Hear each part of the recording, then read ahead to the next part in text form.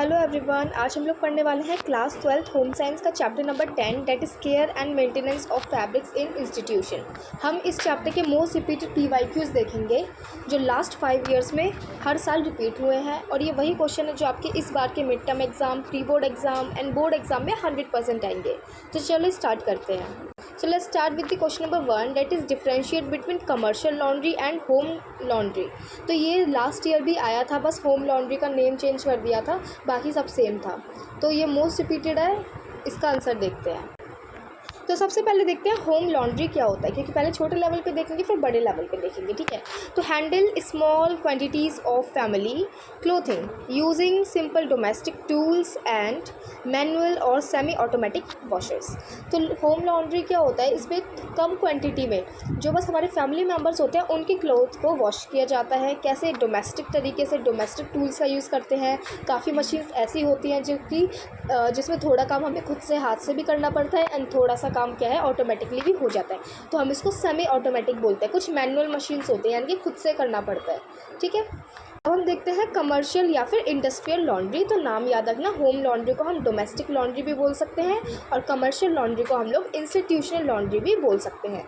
तो ये हैंडल क्या करता है, huge volume of linings, uniforms, जैसे कि ज़रूरी नहीं है वो स्कूल की यूनिफॉर्म हो, हॉस्पिटल्स की हो, होटल्स की हो, ठीक है। लाइनर्स यानी कि जो बेडशीट वगैरह होती है, तो ज़्यादा अमाउंट के जो क्लोथ्स होते हैं, यूनिफॉर्म होती है, उसको इसमें वॉश किया जाता है using heavy duty automatic machines. अब इसमें क्या होता है, सारा का सारा काम ऑटोमेटिकली होता है।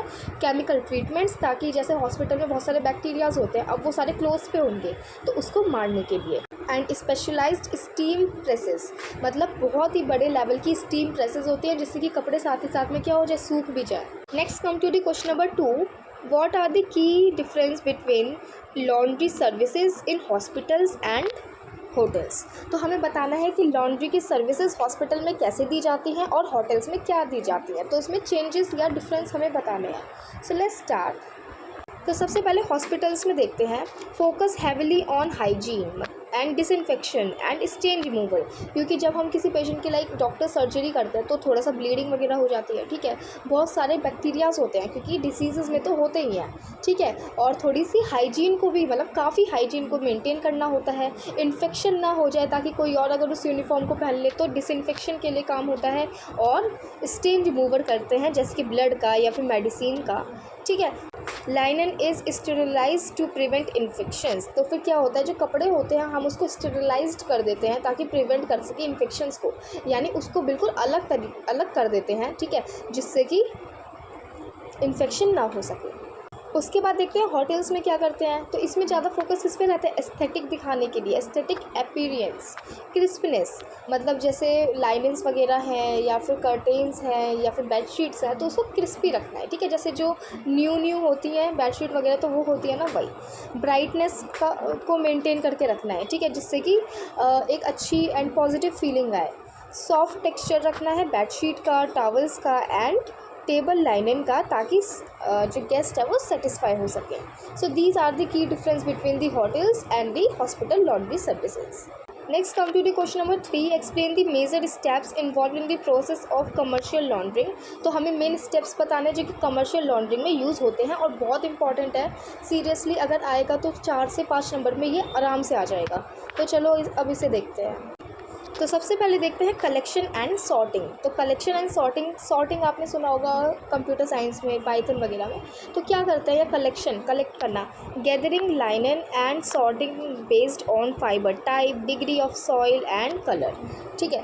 तो क्या करते हैं, सबसे पहले हम कलेक्ट कर लेते हैं सारे कपड़ों को और फिर हम उसमें से सॉर्टिंग करते हैं, यानी कि अलग अलग सेग्रीगेट कर देते हैं, ठीक है। जैसे कि लाइनन मतलब जैसे क्लोथ का फैब्रिक टाइप क्या है, कॉटन को अलग कर देंगे, ठीक है, कलर के बेसिस पे अलग कर देंगे, जैसे वाइट क्लोथ को अलग कर देंगे ताकि उस पर कलर ना चढ़ जाए, इस तरीके से, ठीक है। सेकंड स्टेप आता है वॉशिंग एंड ब्लीचिंग, ठीक है। तो इसमें क्या होता है, using heavy industrial washers with specific detergent, softness and disinfectants. तो इसमें क्या करते हैं, अब हमें कपड़ों को वॉश करना है, कलेक्ट कर लिया, अलग अलग कर लिया, अब हमें क्या करना है, उसको धोना है, वॉश करना है। तो हम क्या करते हैं, बहुत ही हाई इंडस्ट्रियल वॉशर्स का यूज़ करते हैं, यानी कि जो डिटर्जेंट्स वगैरह होते हैं ना उनका, ठीक है, और सॉफ्टनर्स, ताकि कपड़ा जो है वो सॉफ्ट बना रहे, और डिसइंफेक्टेंट्स का यूज़ करते हैं ताकि जो इन्फेक्शन है वो सारे मर जाए, ठीक है। तो इसका मेन फोकस जो होता है ना वो इसी चीज़ पे होता है। Now third step is extraction और हाइड्रो एक्सट्रैक्शन। तो इसमें क्या होता है, रिमूविंग एक्सेस वाटर ड्यूरिंग या यूजिंग हाई स्पीड सेंट्रीफ्यूजेस। मतलब जब कपड़ों को मशीन के अंदर इस तरीके से गोल गोल गोल गोल घुमाया जाएगा तो क्या करेंगे, जो भी एक्सेस वाटर होगा, मतलब जो काम का नहीं है, बहुत ज़्यादा हो रहा है, उसको रिमूव कर देंगे। तो एक्सट्रैक्शन या फिर हाइड्रो यानी कि वाटर का एक्सट्रैक्शन कर देंगे। Fourth step is drawing, ironing and calendering. तो इसमें क्या होता है, drawing in tumblers and pressing large flat items like sheets through steam heated roller presses। तो इसमें क्या होता है, बहुत बड़े बड़े से टम्बलर्स होते हैं, ठीक है, और वो क्या करते हैं, प्रेस करते हैं बहुत जो बड़ी लेवल की शीट्स होती है ना, जैसे कि ये, ठीक है, ये फ्लैट आइटम जैसे कि बेड शीट्स हो गई, तो इसको क्या करते हैं, बहुत ही अच्छे से स्टीम हीटेड रोलर से प्रेस कर देते हैं, जिससे कि बहुत ही जल्दी काम भी हो जाए और अच्छे से वो सूख भी जाए। Next and the last step is storage and distribution. तो अब क्या है, अब हमने क्या कर दिया, फोल्ड कर दिया, यानी कि तह बना दी कपड़ों की, जैसे हम नॉर्मली घर पे करते हैं, ठीक है, फिर पैक कर दिया, ठीक है, एंड क्या कर दिया, dispatching clean linen back to departments. अब क्या कर देंगे, सारे जो क्लीन लाइनन्स हैं वो डिपार्टमेंट में भेज देंगे, so that the patients can use it. So यहाँ पे हमारा ये पूरा बड़ा जो आंसर था वो ख़त्म होता है, बट ये आएगा भी तो बड़े नंबर्स में ही आएगा, तो इसे अच्छे से याद कर लेना। Now come to question number 4, what is stain remover, mention any 2 rules for removing stains effectively. तो इसमें क्या बताने, स्टेन रिमूवर होता क्या है, एंड हमें कोई भी 2 स्टेप्स बताने हैं, ये 2 प्रोसेसेस बताने हैं, जिससे कि हम क्या कर सकें, हम स्टेन्स को बहुत ही इफ़ेक्टिव वे में हटा सकें। तो सबसे पहले इसका मतलब देख लेते हैं। The process of removing localised spots और marks left on the fabric by external substances like grease, ink और ब्लड।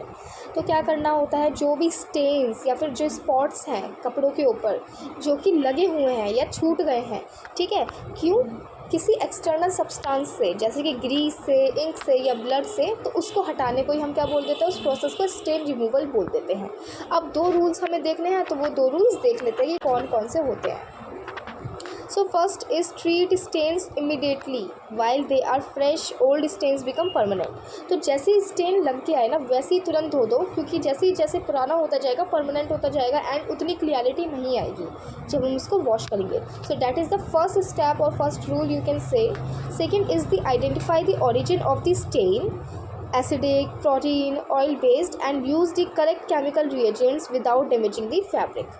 तो क्या होगा, अब क्या करना है, तुम्हें सबसे पहले ओरिजिन देखना है किसका, स्टेन का, कि भाई वो जो स्टेन है वो एसिड नेचर का है या वो प्रोटीन है या बहुत ही ऑयली है, ठीक है, लिपिड्स है वो, ठीक है। तो आपको ये देखना है, और अब जब आपको पता चल जाए तो उसका करेक्ट जो केमिकल्स आते हैं उसके साथ उसको वॉश करना है, जिससे कि कपड़ा जो है डैमेज भी नहीं होगा एंड क्लीन भी हो जाएगा। तो ये 2 स्टेप्स होते हैं, 2 रूल्स होते हैं जो कि आपको फॉलो करने चाहिए during the stain removal. Okay, now come to the last question, state the role and responsibilities of a laundry manager in a commercial setup. अब देखो, जैसे ये जो क्वेश्चन है ना, रोल्स एंड रिस्पॉन्सिबिलिटीज़, ऐसे क्वेश्चन हमेशा तुम्हारे एग्जाम में आएंगे। कोई भी 2 चैप्टर उठा लेंगे, उसमें से तुम्हारे जैसे डाइटिशियन होता है उसकी रिस्पॉन्सिबिलिटी बताओ, ठीक है, तो इस तरीके से तो किसी भी चैप्टर का आ सकता है। सो दैट्स वाई मैंने हर चैप्टर में इसको ऐड किया है कि रोल और रिस्पॉन्सिबिलिटीज़ क्या होती है, एंड आता है तो 2-3 मार्क्स में ये आता है। तो सबसे पहले हम क्या देखेंगे, रोल और रिस्पॉन्सिबिलिटी देखेंगे किसकी, लॉन्ड्री मैनेजर की, ठीक है, कमर्शियल सेटअप में, नॉर्मली घर का नहीं, कमर्शियल सेटअप में हम देखेंगे। तो सबसे पहले क्या करता है, मैनेज करता है इन्वेंट्री को, यानी स्टॉक्स देखता है कि भाई कपड़े जो है वो एक साथ है या नहीं है, इन्वेंट्री मेंटेन करता है, ठीक है। फिर क्या करता है, डेली वर्क फ्लो, ठीक है, and heavy industrial laundry equipments को यूज़ करना, ठीक है। तो जो बहुत ही हैवी मशीन्स होती है जिनको हम इक्विपमेंट्स बोलते हैं, उसको भी मैनेज करने का काम किसका होता है, लॉन्ड्री मैनेजर का होता है, ठीक है, मतलब हर चीज़ को मैनेज करना। इंश्योर करता है क्वालिटी कंट्रोल कि भाई कोई हम लोकल मशीन तो यूज़ नहीं कर रहे जिससे ढंग से सॉफ्टनेस नहीं आ रही, क्लीननेस नहीं आ रही, तो इसलिए वो क्या करता है, क्वालिटी को भी कंट्रोल करता है। प्रॉपर केमिकल यूजेस, मतलब गलत केमिकल तो यूज़ नहीं हो रहा, ये भी काम किसका है, मैनेजर का ही है। ठीक है, हाइजीन स्टैंडर्ड को भी मेंटेन करके रखता है एंड सेफ्टी भी मेंटेन करना, यानी कि जो हम कपड़े को धोते वक्त से जो प्रोसेसेस कर रहे थे तो वो किस किस वजह से कर रहे थे, उस सब चीज़ों को मैनेज कौन करता है, laundry manager. Next is overseas staff management, budgeting and timely delivery of processing lining. ठीक है, तो जो प्रोसेस्ड लाइनन है यानी कि अब जो साफ़ हो चुके हैं तो उसको भी डिलीवरी करने का काम भी लॉन्ड्री मैनेजर का होता है, और स्टाफ को मैनेज करना भी उसी का काम होता है, बजट वगैरह को भी मेंटेन करने का काम किसका होता है, मैनेजर का ही होता है। ओके, सो यहाँ पे हमारा पूरे चैप्टर्स में जितने भी मोस्ट इंपॉर्टेंट क्वेश्चन थे इस चैप्टर से आ सकते हैं वो सारे मैंने आपको एक्सप्लेन कर दिया है। इनको बहुत अच्छे से याद कर लेना क्योंकि इन्हीं में से कोई आएगा, अलग से कोई भी नहीं आने वाला। ठीक है, now come to homework challenge for toppers, मतलब अगर आपने ये चैप्टर पढ़ लिया है और हाँ भाई समझ में आ गया है हमें, तो टेस्ट करना है कि समझ में आ गया है। So there is a question for you, which machine is used in commercial laundries to remove maximum excess water from heavy loads of wet fabrics। ठीक है, तो अब क्या होता है, मशीन में जब हम बहुत सारा कपड़े के साथ साथ बहुत ज़्यादा एक्सेस वाटर होगा तो लोड बहुत ज़्यादा हो जाता है, तो अब उस एक्सेस वाटर को रिमूव करने का काम जिस भी मशीन का होता है उसका नेम क्या है वो आपको बता देना है।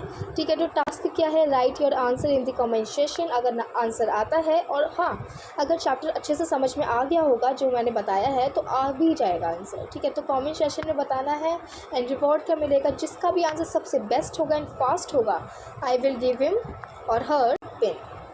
सो वीडियो अच्छी लगी हो तो प्लीज़ वीडियो को लाइक करना, चैनल को सब्सक्राइब करना। आपके होम साइंस में ऐसे ही मार्क्स बढ़ाने के लिए आगे भी वीडियोज़ आती रहेंगी। Thank you for watching.